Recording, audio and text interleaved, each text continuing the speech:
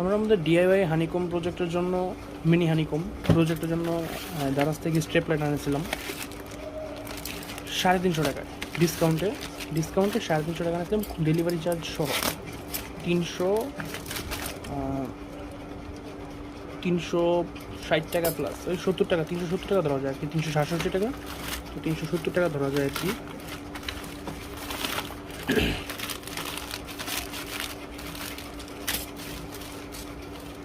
আচ্ছা আরেকটা কম্পার্টমেন্ট আছে। আচ্ছা এটা কন্ট্রোলারটা যেটা আমাদের সেটা ওয়াইফাই কন্ট্রোলার, এটা আমাদের কোনো কাজই নাই। আমাদের লাগবে শুধু স্টেপ লাইটটা ভিতরে, না কিছু নাই, আমাদের শুধু এই স্টেপ লাইটটা লাগবে।